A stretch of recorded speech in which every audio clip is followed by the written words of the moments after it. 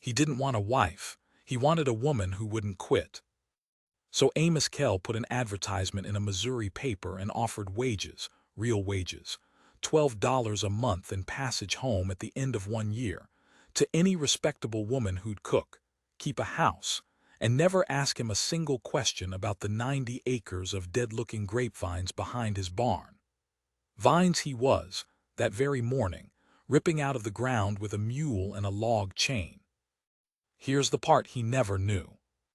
He couldn't write. So the letters that brought her 1,500 miles across the country, the letters she read 4 times each, the letters she carried in her coat against her ribs like a warm stone, those were written by a 51-year-old ranch hand with a stub pencil and a bad conscience. I know because I'm the one who wrote them. And I'm the one who watched that woman kneel down in the dust, cut open a root nobody had bothered to look at in 30 years, smell it, and go very, very still. This is the story of how a hired wife turned a worthless vineyard into a fortune, and what it cost every one of us to let her. Stay to the end. The ending is not the one you're expecting. The chain snapped at 10 in the morning, and took the skin off 2 of my knuckles on its way past my head. I remember the sound more than the pain. A log chain under load doesn't break so much as it lets go. There's a high ringing note, almost pretty, and then the mule is stumbling forward into nothing, and a man is falling down, and the world has rearranged itself. Amos went into the dirt on his shoulder. The mule, whose name was Preacher because he brayed like one and was about as useful, stood there shaking with his ears back, looking at the 2 of us as if we'd insulted his mother. And out of the hole in the ground came the root. I want to be careful here because I've told this part in saloons and I've told it in a church basement in Nogales, and both times I made it sound like an omen, which is a lie men tell to make their own stupidity look like fate. It wasn't an omen. It was a grapevine root, 30-some years in the ground, thick as my wrist, and when it came up out of that red dirt with the chain still cinched around it, it came up bent, fingers of it, a knuckle where it had grown around a caliche stone, palm-shaped. Dust falling off it like the thing had been buried alive, and was only now getting a hand free. Amos stood up. He didn't look at his shoulder or at my knuckles. He looked at that root the way you look at a snake you've already stepped on. "Get another chain," he said. I didn't move. 51 years old, 30 of them spent doing what other men told me to do, and I stood there in a vineyard that was 90 acres of dead-looking sticks, and I didn't move. Because up the wagon road, maybe a mile out where the road bends around the mesquite, and the heat makes the ground look wet, there was a dust plume. A buckboard's plume, thin and steady. 3 weeks early. I want to tell you I said something wise. What I actually said was, "Amos." He turned. He watched the dust the way he'd watched the root, and then he did a thing I had never once seen Amos Kell do in 11 years of working his place. He put his hand up to his jaw, where a week of gray stubble was, and he touched it, just checking, just a man remembering he had a face. "That's not the 4th of the month," he said. "No, sir, it's the 12th of July. She wrote she'd come on the 4th of August. She did." He stood in his own vineyard with dirt on his shoulder and blood on his glove that wasn't his, and he said, quiet, not to me, "Then she come early." I keep a tally book. It's a habit I picked up in the war when a man in my company kept one and got shot, and I found it in his coat and read it and could not stop reading it. He wrote the weather. Every day the weather, and then one true thing, rain in the morning. Hobbs took my knife and I let him. That was it. That was the whole book, 70 pages of weather and one true thing. So I keep one. Stub pencil, twined through the spine, in my shirt pocket where the sweat has gone through so many times the leather's gone soft as a lip. Weather, then one true thing. It's not a diary. Diaries are for men with opinions about themselves. Here is the entry from the 12th of July, 1886, in a hand you couldn't call good. "Hot, wind out of the south, no cloud. She come early and I have to tell her." I did not tell her. I want that on the record before I tell you anything else about myself, because everything that happened after the fortune and the fire and the man on the train, every bit of it grew up out of that one sentence I did not say on the 12th of July. Let me back it up. 4 months before, in March, Amos came into the tack room where I was soaping a bridle, and he stood in the door so the light was behind him, and he said, "You right." Not a question, I said some. I want a woman out here. I set the bridle down. Amos Kell had been a widower for 6 years, and in that time I had never heard him mention a woman except the one in the ground behind the house, and her he never mentioned either, which is its own kind of mentioning. To marry, I said. To work. He came in then out of the light, and I saw his face, and it was the face of a man doing arithmetic he'd already done 100 times in the dark. House is going. Roof's going. I've been eating beans out of the can standing up for 6 years. There's a garden gone to nothing, and a well needs a woman's eye on it, and I can't be in the house and in the field both. He took a folded paper out of his vest. It was already worn at the creases, so he'd been carrying it a while. There's papers back east, print advertisements. Wages, a year's contract, passage home if it don't suit. I'll pay 12 a month in her fare. I want it done proper. Signed. Amos, they call that a marriage. They call it what they want, I'll call it hired. He put the paper on the bench. I can't write it, my hand. He stopped. He held it up. It was a good hand. Big, scarred across the back where a horse had gone through a fence with him in '79, but steady as a table. There was nothing wrong with his hand at all. And I understood, and I did him the courtesy of not saying so out loud, and that courtesy is the second thing I did wrong that year. He couldn't read, not one word. He could sign A. Kell because his father had beaten it into him with a stick, but he could not read a brand book or a bill of sale, and he had spent 41 years arranging his whole life around that hole in the middle of it, and if you have never been poor and proud you cannot imagine how much work that is. It's a full-time job, hiding a thing like that. It's harder than ranching. Tell me what to write, I said. He told me 4 sentences. 4. Widower, Arizona Territory, $12 a month, must be able to work.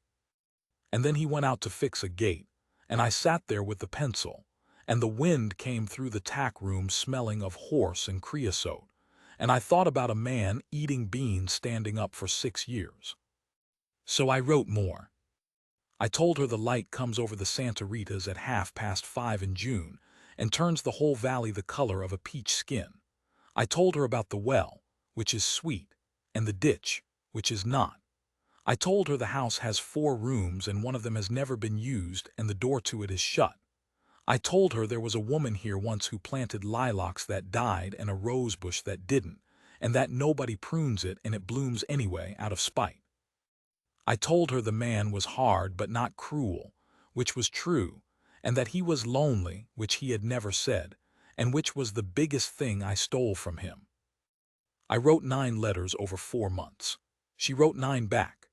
Amos would take hers and hold them and turn them and then hand them to me and go stand at the window with his back to me while I read them aloud, and after a while I stopped reading them aloud because it was easier to just tell him what was in them, and after a while longer I was telling him some things and keeping others, and I do not have a good explanation for that.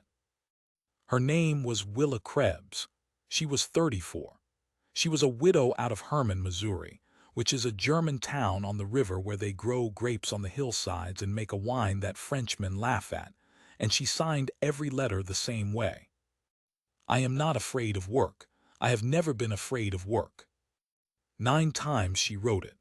I read that line so many times I could hear it in a voice I'd invented for her, and the voice was wrong in every particular, as I found out on the 12th of July.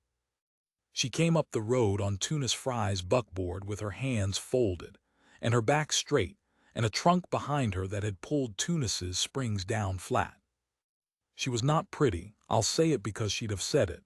She had a wide, plain, sunburned face and pale eyes with white lines fanning out from the corners where she'd been squinting into weather her whole life, and hair the color of a wet fence post, and hands, Lord, the hands, big-knuckled, cracked across the thumbs.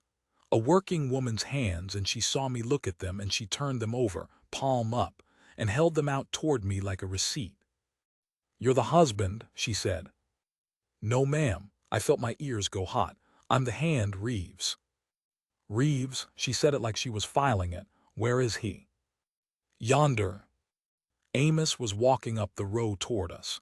He'd taken his hat off, which I don't think he meant to do, and his hair was flat and gray-shot, and he looked younger and worse without it. He stopped 10 feet from the wagon. 10 feet. A distance you'd keep from a horse you didn't know. "Mrs. Krebs," he said. "Mr. Kell. You wrote the 4th of August." "I did." She climbed down off that wagon without waiting for a hand, and the boards took her weight, and she stood there in the dust and the heat in a black wool traveling dress that must have been 40 degrees hotter than the air. "I sold my house in June. The man who bought it wanted it in July. I could sit in a boarding house in St. Louis and pay for the privilege of waiting, or I could come." She looked past him down the rows. 90 acres of gray twisted sticks in the shimmer. "I came." Amos said nothing. "There's a chain and a mule in your vineyard," she said. "There is." "May I ask why?" And Amos Kell, who had said maybe 200 words to me in the whole month of June, said, "No." Tunas Fry hauled that trunk to the porch with me on one end and him on the other, and both of us swearing under our breath.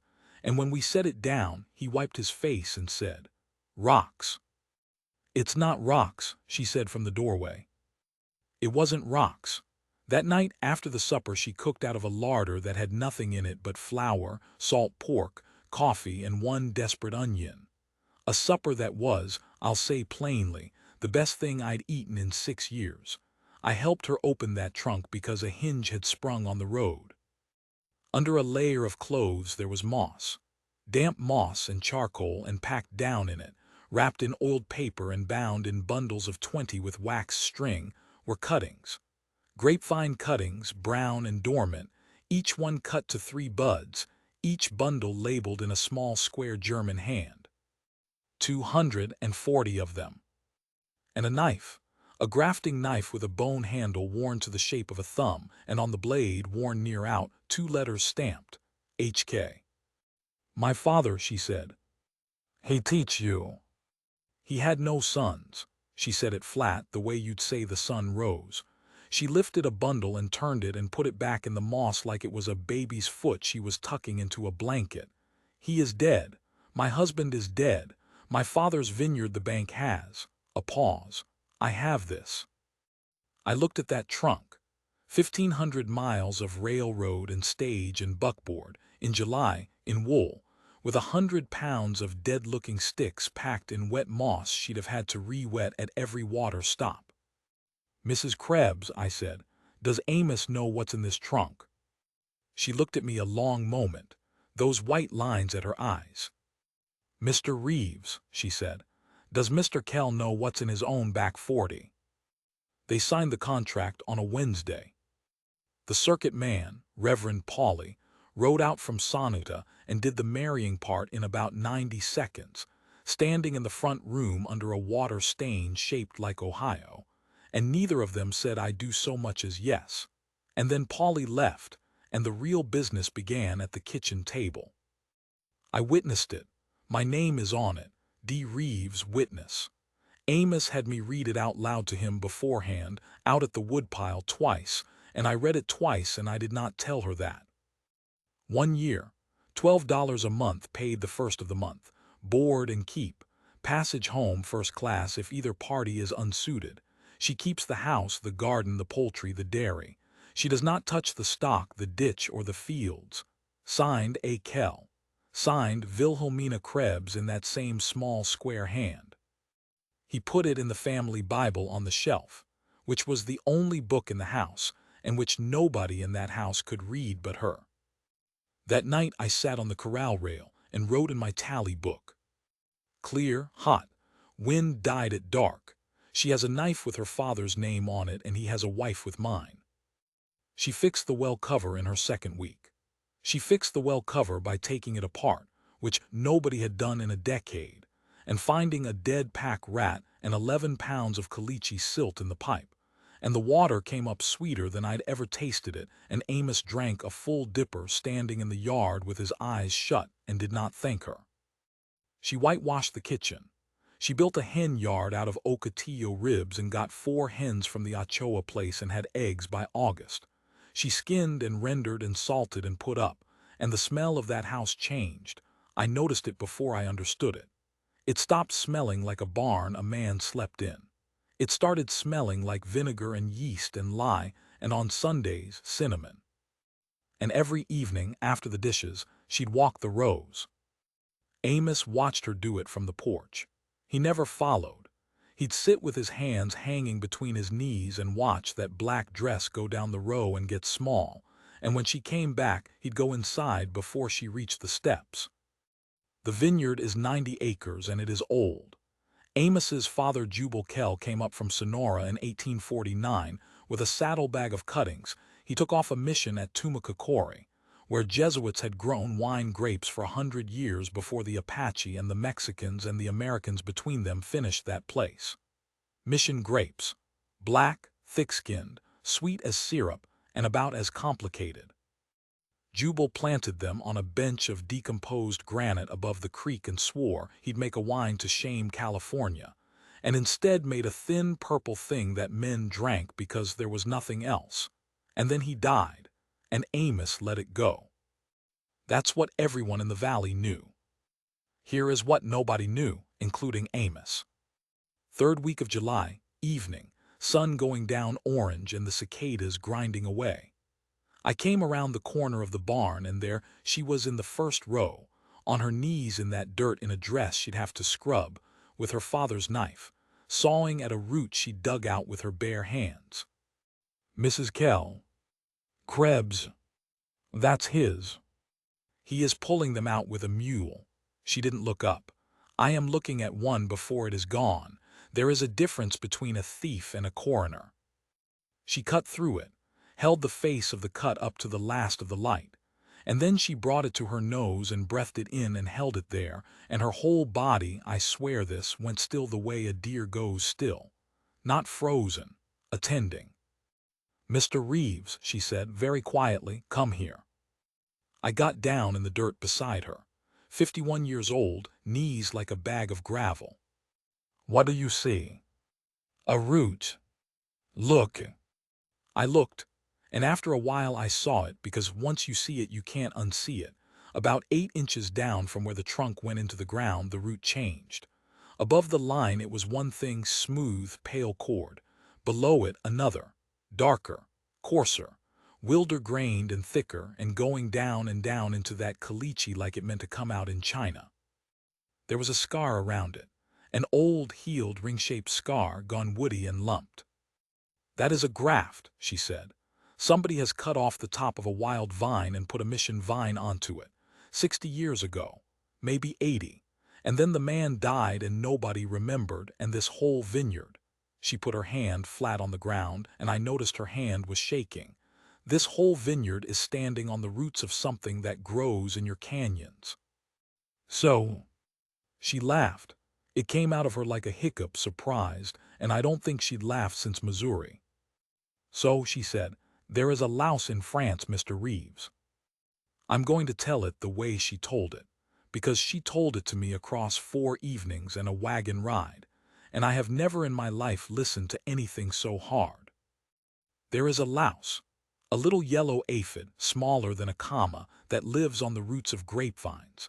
In America it has always been here, and our wild grapes have always had it and don't much care. They've been arguing with it for 10,000 years, and they've come to terms. Somebody took American vines to Europe in a Wardian case, sometime in the 60s, and the louse went along. And Europe had never met it. By 1886 France was dying. Not poetically, dying. 2.5 million acres of vineyard gone to yellow leaf and dead root. The phylloxera, they called it, and they tried flooding, and they tried burying live toads under the vines, and they tried carbon bisulfide and prayer, and they lost anyway. Whole villages of men whose grandfathers' grandfathers had grown wine were selling their land for the price of the stones in it. And the only thing on this earth that stopped it, The only thing was American roots. Grafting. You take your Cabernet, your Pinot, your 2,000-year-old French vine, and you cut it off at the ankle and you splice it onto a wild American rootstock that's been fighting the louse since before Rome, and it lives. France was buying roots. France was buying American roots by the shipload and paying in gold, and the men in Missouri and Texas who could supply cuttings that took in dry, limey, alkaline soil. Because most American rootstock rotted in French chalk. That was the whole problem. That was the 10-year problem. Those men were being written to by the French government. My father sent cuttings, she said. In '79, 400 pounds. He got a letter with a seal on it and he could not read it and he cried anyway. She was quiet a second. Then the bank took the vineyard because a man who sends 400 pounds of vine to France does not send 400 pounds of grapes to St. Louis. I said, and this. I nudged the root with my boot. Mr. Reeves. She looked at me and her plain face had gone strange, lit up from the inside like a lamp behind a sheet. That is not a Missouri root. That is not a Texas root. That is a root that has lived 80 years in ground so full of lime it would kill anything my father ever grew. Do you understand what I am saying to you? I am saying that under this man's worthless field there is the answer to a question all of Europe is asking and cannot answer. The cicadas ground on. Somewhere down at the corral preacher brayed his idiot sermon. Then tell him, I said. I have tried. Try again. Mr. Reeves, she said, and she stood and she brushed the dirt off her knees and it made 2 red clouds. That man will not walk down these rows. He will not say the word vine. He sends a mule at them. She wiped the knife on her skirt and folded it. Something happened in this field, and until I know what it is, everything I say to him about it is a stone I am throwing at his head in the dark. What happened in this field? I'll tell you now. Because she found out in September and it near broke her, and I'd rather you had it early and watched her walk toward it. Cora Kell was 26. She was small and dark and she talked to chickens, and she had a laugh that started as a snort, and she was the only person alive who could tell Amos Kell he was being a fool and make it sound like a compliment. She and Amos were married 4 years and she was the one who wanted the vineyard back, not for wine. For money, she had a head for it. She wanted 40 acres pruned and cropped and hauled to Tucson, where the Mexicans would buy black grapes at a nickel a pound and be happy. They pruned it together the winter of '79 and '80, every vine by hand. She cut and he hauled brush. Summer of '80, first week of August, she took a fever. Amos was in Tucson with 4 wagons of grapes and a contract in his pocket, and he stayed 2 extra days because the buyer was drunk and the price was climbing, and he came up that road with the money, and there was a fire in the yard, and a Mexican woman from the Ochoa place was burning the bedding. She was in the ground before he got the wagon unhitched. He never touched the vineyard again. For 6 years the vines went to brush, and the brush went to thicket, and there wasn't a bunch of grapes on 90 acres that a man could have found with a dog. And in July of 1886, he took a log chain to them. And while he was doing it, a woman he'd hired came up the road 3 weeks early. Now the Apache. There's a canyon east of the Kell place, Bear Canyon, though there hasn't been a bear in it since Jubal's time, and up in that canyon along the wet seep there grows a wild grape. Vitis arizonica, a man from the Smithsonian called it later. Canyon grape. It grows out of solid rock. It grows out of nothing. Its fruit is small and sour and it'll pucker your face into a knot, and its roots go down through limestone like water going through a fist. You cannot get up Bear Canyon in a wagon, and you cannot find the seep unless somebody shows you. The man who showed us was named Dosla. He was San Carlos Apache, and he was maybe 40, and he cut wood and hauled hay under contract to the post at Huachuca, which meant he had a paper in his shirt with a lieutenant's signature on it saying he was permitted to be where he was standing. He carried that paper the way I carry my tally book. Everybody in that valley in the summer of 1886 knew what was happening down south. In the Sierra Madre, with Geronimo, and the newspapers in Tucson had been printing the word exterminate in type an inch high for 2 years, and there was not a white man in the Santa Cruz Valley who could look at Dosla and see a man hauling hay. Including me. I'll be honest, or there's no point in any of this. In '72, I rode 4 days with a party of men out of Camp Grant. I was 22. I have never told anyone what I did or did not do on the last of those 4 days, and I am not going to tell you now, and you can decide what that means, and you'll probably be right. So when Dosla came up the road with his wagon and his 2 boys and his paper, I put my hand on my hip where the pistol was, and I did not know I had done it until I saw Willa Krebs watching my hand. She walked past me. She went out into the road in the sun with flour on her forearms, and she said something to him in German, realized what she'd done, laughed at herself, and started again in her rough English. And she asked him, I remember exactly, because it was so completely mad, she asked him whether the wild grapes in the mountains had ever had a yellow leaf and a swollen root. And Dosla sat on that wagon and looked down at her for about 10 seconds. Then he climbed down. He drew in the dust with a stick. He drew the mountain and the seep and the vine, and he made a little gall on the root with the tip of the stick, and he said something in Apache, and then he said in English, always. The knot is always there. The vine does not care. The vine does not care, she repeated. No, he looked at her with an expression I could not read and have thought about for 30 years. It is old here. The bug is old here. They know each other. Then he got back on his wagon, because a white man had his hand on his hip. August, then September. Amos let her stop the grubbing, not with a conversation, with a silence. She stood in front of the mule one morning with her arms down at her sides and said, "Give me until the frost." And he looked at her for a long time, and then he unhooked the chain and walked off and left it lying in the row, and it stayed there rusting through 2 winters. That was the whole negotiation. She worked the house dawn to noon and the vineyard noon to dark, and she cut brush with a machete she sharpened on the wellstone every 3rd day, and by the end of September she had cleared and pruned 11 acres, and her hands looked like something you'd find on a fence line. She grafted. She'd take a mission scion, cut it with her father's knife in a whip and tongue, one long slicing cut, thin as a whisper, and a little tongue in it so the 2 pieces locked, and she'd wrap it with wax string and daub it and press it down into a nursery row she dug behind the barn, and she'd talk to it in German. 400 grafts, she lost 290. The cut must be clean, she told me once, when a whole row of them had gone black. If you hesitate, the plant knows you doubted. She said it without any drama at all. She was tying string. It is the same as with people, Mr. Reeves. Only with people you can lie about it afterward. And Amos started coming out. Not to work. He'd stand at the end of a row with a cup of coffee at first light and watch her back. Then he stood closer.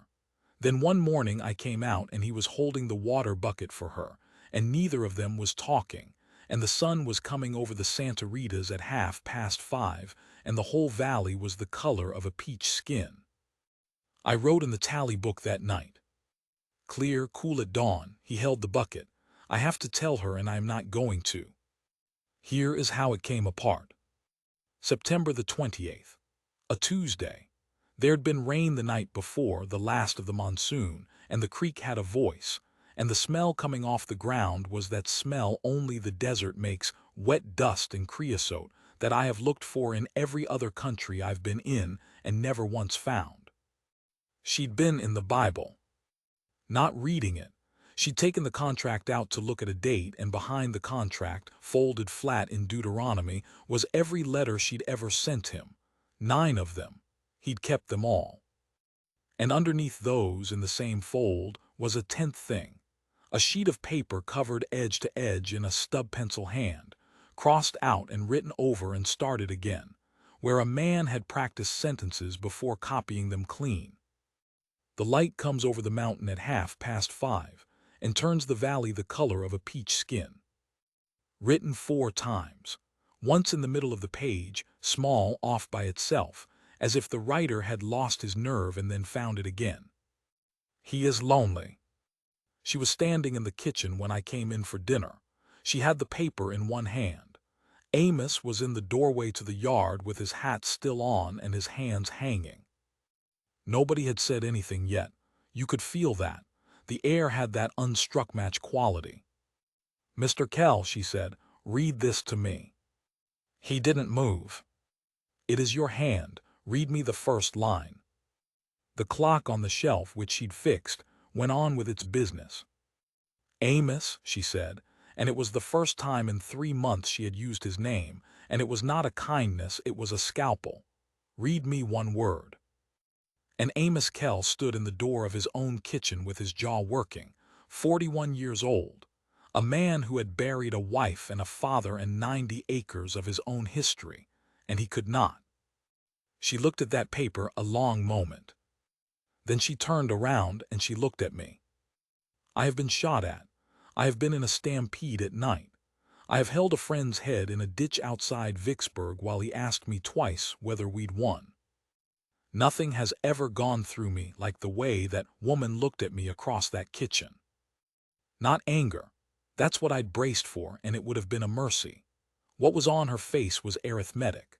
She was going back through 9 letters, and through 1,500 miles of railroad, and through a trunk of wet moss she'd re-soaked at every water stop, and she was working out, item by item, exactly which of the things that had brought her here had been true and which of them had been mine. "The peach skin," she said. "Ma'am, was that yours?" "Yes." "The rosebush that blooms out of spite?" "Yes, ma'am." "The room with the door shut?" I couldn't say it, I nodded. She set the paper down on the table and smoothed it with the flat of her hand, twice, very carefully, the way she smoothed the moss over the cuttings.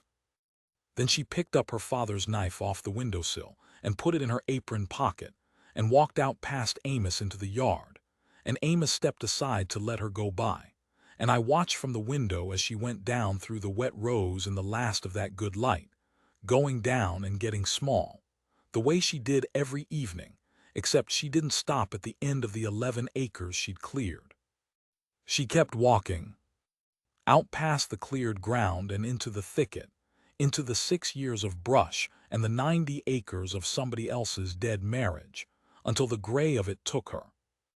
Amos stood in the doorway with his hat on. After a while he said, without turning around, in a voice I'd never heard him use, "What else did you tell her?" And I stood in that kitchen, and I could not think of a single true thing to say, which is a funny thing for a man who's been writing one down every day for 30 years. She was gone 11 hours, and I did not go after her. I want to be honest about why. It wasn't respect. A man tells himself it's respect, standing on a porch at midnight with a lantern he hasn't lit, listening to the creek and the far-off complaint of some coyote arguing with the moon. What it actually was, I was afraid of what her face would do when she saw mine again. So I stood there, and I let a 34-year-old widow spend a night alone in 6 years of thicket with a grafting knife, and I called it giving her room. Amos went after her. He went at about 2 in the morning, without a word to me, without a lantern either, and he didn't take a horse. I watched him walk down between the cleared rows and then in among the gray, and the brush closed on him the way water closes.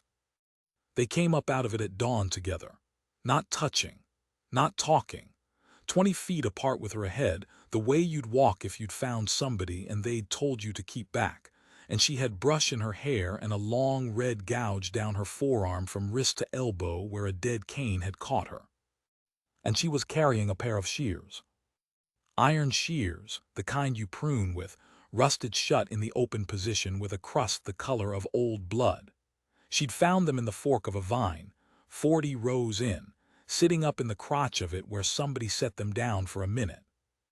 Where a woman set them down for a minute, in the first week of August, 1880, in the middle of a row she hadn't finished, because she was feeling poorly and would come back to it tomorrow.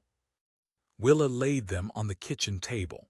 Then she went to the basin and washed her arms to the elbow, slow, and stood a moment with her hands in the pink water. "You pruned every vine," she said, "not to me."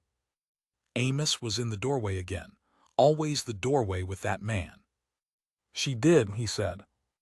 90 acres. 40, we got to 40. Willa dried her hands on her apron, one finger at a time. "In the dark I put my hand on a cut," she said. "An old cut healed, and then another. And then I understood I was walking through a whole field that a person had touched one by one with her hands." Her voice went nowhere. It stayed absolutely level. "And I have been standing on it for 3 months telling myself it was nothing. A dead field. A stupid old man's dead field."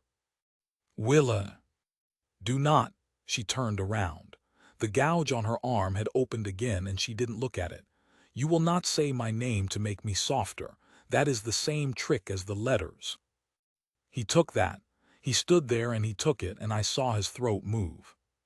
"Now," she said, "we will speak of business." Tally book, September 29th. Cool, clear, due on the wire. She has decided to stay, and it is worse than if she had gone. Because she did stay, and she stayed by the contract. $12 a month, house and garden and poultry and dairy, 1 year, passage home if unsuited. She had it out of the Bible and on the table by breakfast, and she read the whole thing aloud to Amos in her flat German-inflected English, every clause. And when she came to "she does not touch the stock, the ditch, or the fields," she stopped and looked up. "This," she said, "I will not sign again. This we change, or I go on Fry's wagon Thursday." There was a silence you could have hung a coat on. "Change it," Amos said. "You have not asked what I will do with the field." "No," he said, and then, after a bit, with an effort that cost him something, "You'll tell me, when you're ready to, ma'am." So it was ma'am now. 3 months of Mrs. Krebs and 1 week of nothing, and now ma'am. And I understood that a thing had happened out in that brush at 2 in the morning that I was never going to be told about, and that I had earned not being told. She amended the contract in her own hand at the bottom. "The undersigned may work the vineyard and the nursery rows without instruction or interference. Any profit therefrom to be divided in equal shares." She signed it. He signed it. She turned the page toward me and said, in a voice with no weather in it at all, "You are still the witness, Mr. Reeves. It is the one thing you have done here that was honest." I signed my name. My hand was not steady. "Now the vineyard." You must understand what she was proposing, because I didn't, not for weeks. Everyone in that valley, every rancher, every Tucson buyer, every fool at the Sonota store, thought a vineyard was a thing that made grapes. That's the top of it. That's the part you can see. And the top of Amos Kell's vineyard was worth precisely nothing. 30-year-old mission vines gone wild, blackened by 6 winters, giving fruit a coyote wouldn't finish. She didn't want the top. She wanted the 8 inches under the graft line. She wanted the wild root, the thing Jubal Kell had used like a nail to hang his mission grapes on, and then forgot, and then died on top of it because that root had spent 80 years in ground so full of caliche and lime that it should have killed anything. And it had spent 80 years shrugging off a louse that was at that moment eating France down to the bedrock. Chalk soil. That was the French problem, the 10-year problem, the problem the Comité Supérieur du Phylloxera was paying for in gold. Every American rootstock they shipped over grew beautifully in French clay and turned yellow and died in French chalk, and the chalk was where the great wine was. And here was a root that had never met anything but chalk. "We do not sell grapes," she said. She had the shears on the table in front of her while she said it, and she had not moved them in 9 days. "We do not sell wine. We sell the part that nobody wants. We sell it by the 10,000, and we sell it to men who are drowning." Amos looked at the shears. Then at her. "How long?" 3 years to a nursery that can fill an order, 4 to money. "And till then?" "Till then," she said, "you will be the poorest man in this valley, and the men at the store will say the German woman has made you soft in the head." Amos was quiet a while. "They already say that," he said. And she laughed. That surprised hiccup of a laugh, the second one I ever heard out of her, and she put her hand over her mouth like she'd said something obscene. And Amos looked at the table, and I saw the corner of his mouth go, just once. Two things happened that October, and they happened 4 days apart. And for 30 years, I have not been able to lay them side by side in my head without something going wrong in my chest. The first was the letter. She wrote it herself, at the kitchen table, over 3 nights in that small square hand, and she did not ask me to touch it. It went to a man named Herr Osterman in Hermann, Missouri, who had known her father, and who knew the address of a broker in New York who knew the address of a commission in Montpelier. It described a vineyard on decomposed granite over caliche in the Arizona Territory. It described a graft union 8 inches below grade on vines set in 1849. It described a wild vine growing in a limestone canyon at 4,500 feet with visible root galls and no dieback in any year of memory. It described, in one sentence I have never forgotten because she read it out to me to check the English, a root which has been at war with your enemy since before your country had a name, and which has forgotten it is at war. She sealed it. She walked it 4 miles to Fry's place to catch the Thursday mail because she would not wait for Thursday to come to us. The second thing happened on a Monday. I was mending the corral gate when I heard horses on the wagon road, more than 2, moving at a working trot, and something in the back of my neck knew before my eyes did. 4 cavalry from Huachuca and a civilian scout named Pinckney riding lead, and behind them on the ground, walking, with his wagon nowhere in sight, Dosla. They'd taken his boys already. I learned that later. Geronimo had come in on the 4th of September at Skeleton Canyon, and the whole territory had gone strange in the weeks after, the way a room goes strange after a shouting match ends. The war was over and there was nobody left to be angry at, so they invented somebody. Chiricahua were going on 2 trains at Bowie Station, men who had scouted for the army, men with medals, going east in cars with the windows nailed. And down at the local level, where nobody is watching, it turned into something dumber and meaner, passes revoked, contracts torn up, any Apache found off the reservation to be brought in. Pinckney reined up and looked at me for a while before he spoke. This buck says he's got a wood contract with Kell. I said he hauls hay here. He got a paper. He's got a paper. He's got a paper says the post lets him cut wood. Pinckney spat. That's void as of the 11th. What he needs is a white man'll swear he's employed on this place, permanent, and vouch him. Anybody don't get vouched goes to San Carlos, and from San Carlos I hear they go further.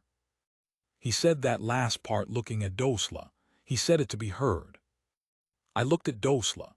He had his hands loose at his sides and his face gave up absolutely nothing, and the paper with the lieutenant's signature was still folded in his shirt, and he had been standing in this same road in July, looking down at a woman with flour on her arms, drawing a mountain in the dust with a stick.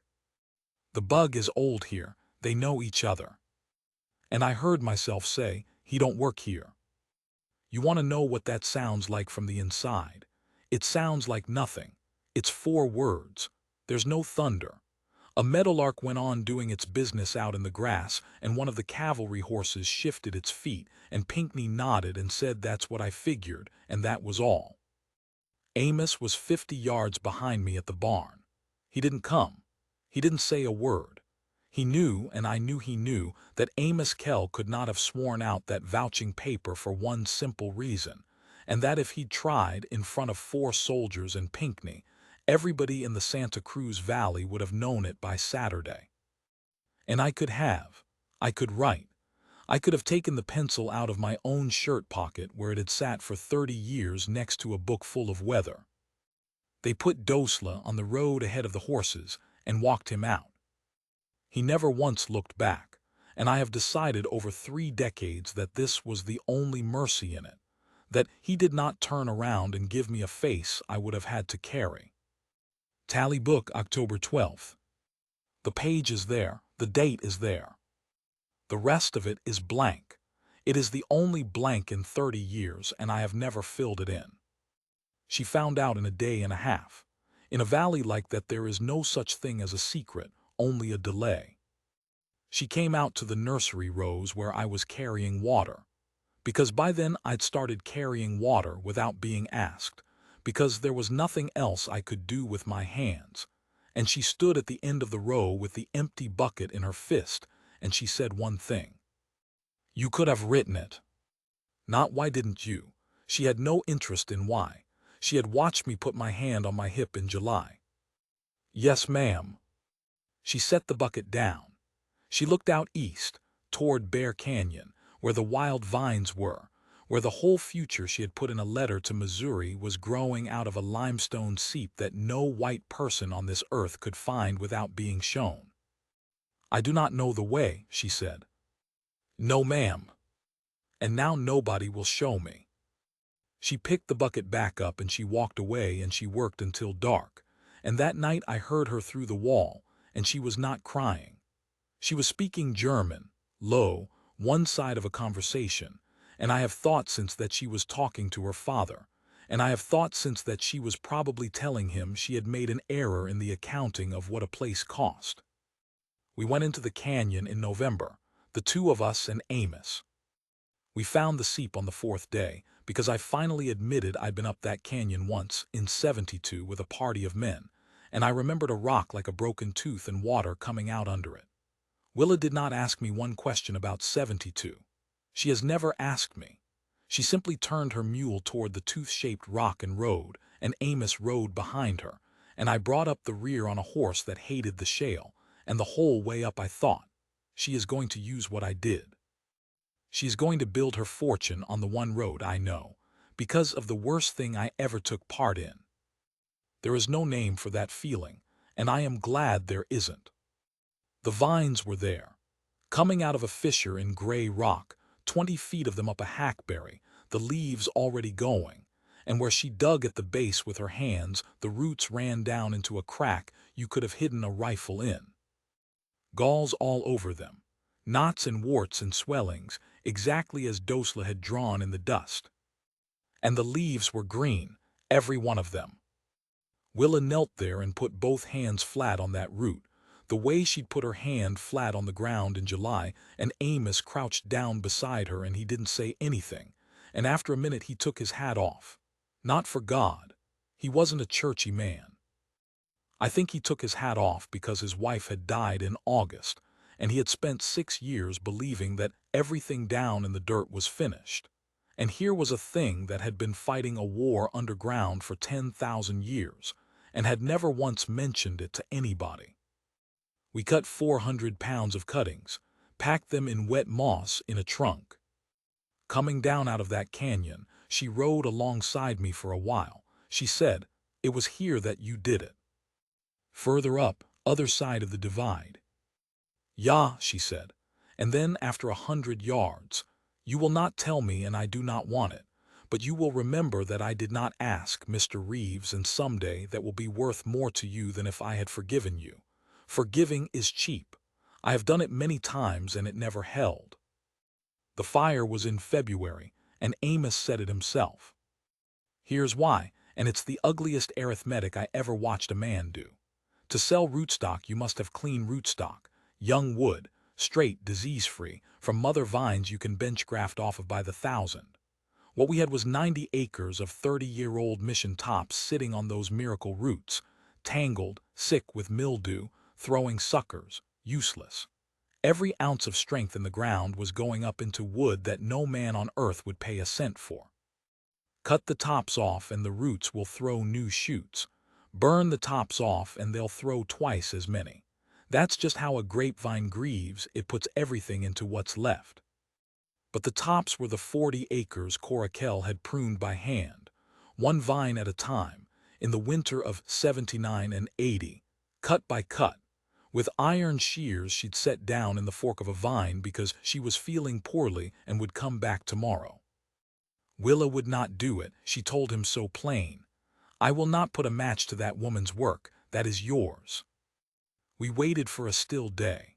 Amos walked the whole 90 acres first, alone, from before dawn until noon, and I don't know what that walk was, and it isn't mine to guess at. Then he came back and lit the brush pile at the north end and stood there and watched it take. Mission vines burned fast, being mostly dead. It went across those rows the way fire goes through a beard. The sound was not a roar. It was a papery, chattering rush, like an enormous flock of birds landing.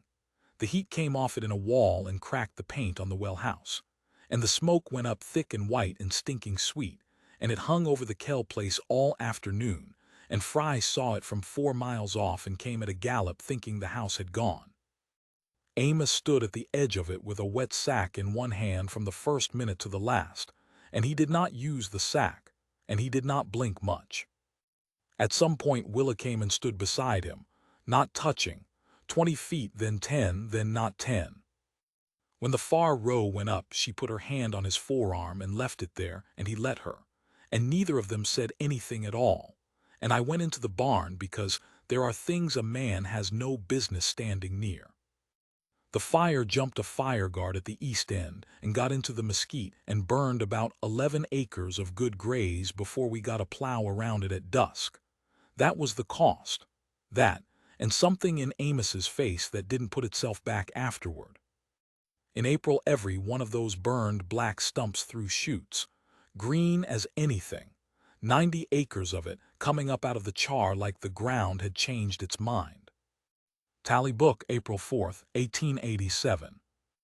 Warm wind. The dead field is not dead, and I do not know what to do with that. Now the money, and I'll be quick, because the money is the least interesting thing that happened on that place, and everybody always wants it first. Osterman's letter went to New York, and New York's went to Montpelier, and 11 months later, a reply came addressed to M.W. Krebs, Sonita, Arizona Tur, USA, with a seal on it, and Willa opened it standing in the road and read it twice, and then handed it to me without a word, because she wanted to hear it in English and hers was still rough for legal words. They wanted cuttings. They wanted 5,000, then 20,000. They wanted the Arizonica, and they wanted the old field-grafted mission stock studied, and they wanted to send a man. The man they sent was Emile Gaudet, and he came in on the Southern Pacific to Benson in the fall of '88, and I drove the wagon to fetch him. He was small and dusty and 40, and he had a coat that had been beautiful in France. He was, I found out on the ride, not a scientist. He was a viticulteur, a grower from a village in the Charente whose name I never could say, and he had 30 hectares his family had held since 1690, and in 1884 he had pulled up every vine on it with his own hands, and had been living for 4 years on money his wife's people lent him and did not expect back. Somewhere past Fairbank, he stopped talking about soil and looked out at the grass and said, "You will forgive me. I have not seen a green thing that was mine in 5 years." He walked our rows for 6 days. He got down on his knees in the nursery like a man at communion, and he pulled a bench graft up and turned it in his fingers, and he looked at the whip-hand-tongue cut Willa's father's knife had made, and he said something in French, and then he said in English, "Who cuts these?" "I do," said Willa. "Alone?" "Yeah." "Madame," he said, "in France we pay the best men in the odd 4 francs 100, and they are not this clean." She said nothing at all, but she went inside a minute later, and I saw her stand at the basin with her hands on the edge of it and her head down, and I understood she was not able to be looked at just then. He bought.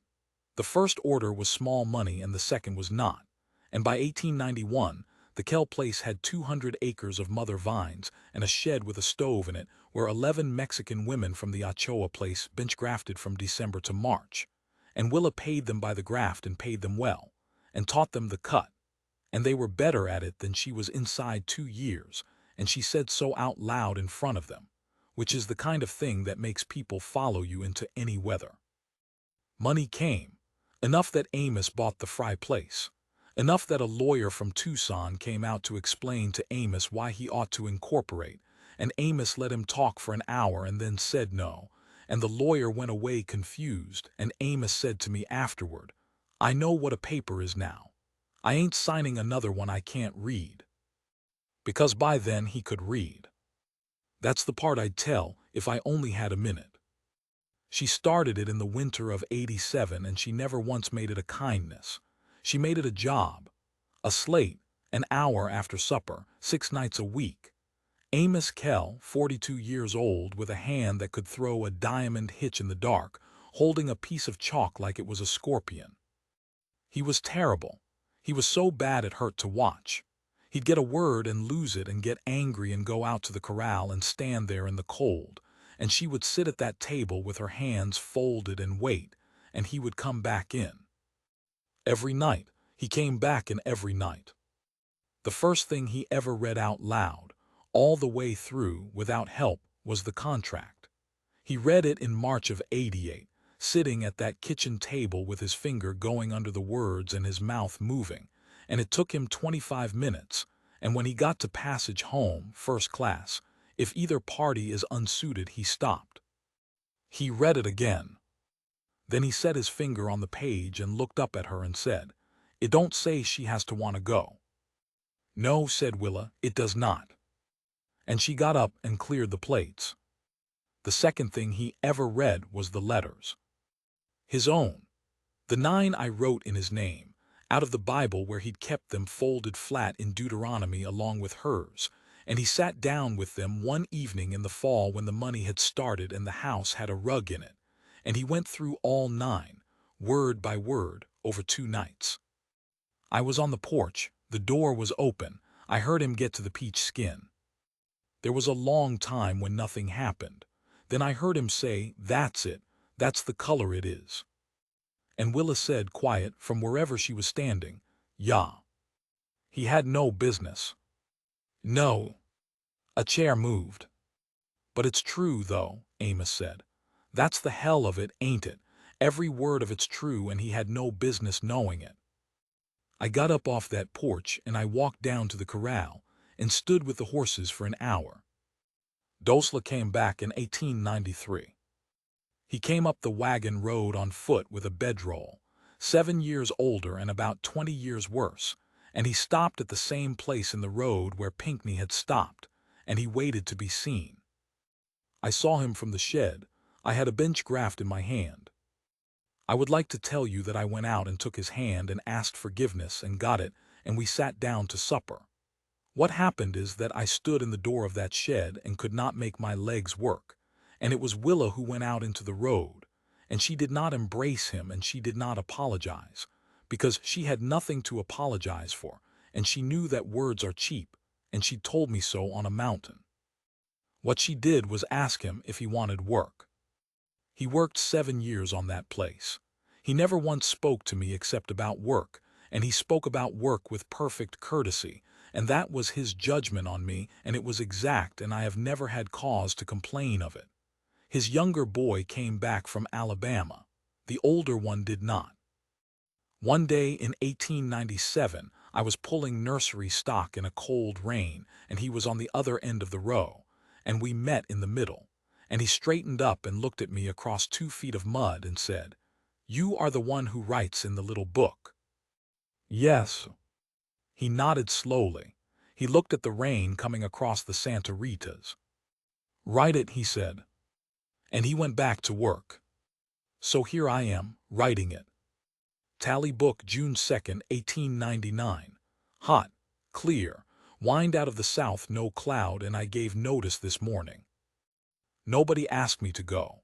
That's important. 13 years and Amos never once threw those letters at me, not in temper, not in drink, and Willa put a plate in front of me 3 times a day for 13 years and never made me eat it standing up. There was a room for me and a horse for me, and a share of that Vineyard's money in a Tucson bank with my name spelled right on it. That was the trouble. I couldn't stand in a room with the 2 of them. Because it worked. That's the thing nobody in the valley ever understood, and I've never been able to make it sound like anything but a sad story when it isn't one. They were married in the eyes of the law from the first Wednesday, and they were married in every other way by about 1890, in the slow, wordless, argumentative fashion of two people who have burned a field together. And every single day of it, standing between them like a third person at the table, was 9 letters written by a hired man with a stub pencil who could not keep his hands off another man's loneliness. She never held it against me. Amos never held it against me. They were better people than that. That's what I could not bear. If either one of them had hated me, I could have stayed forever. Willa drove me to Benson. Amos shook my hand at the gate. "Long Grip," he said, "you know where the place is," and I said I did, and that was the whole speech, and it was the right one. She and I didn't talk for the first hour. The mules did the work. The grass had come up green from the June rains, and the whetstones were blue and standing off to the east like something at the bottom of a lake. "Around Ash Creek," she said. "He wrote something for you. He would not let me see it." She took it out of her coat.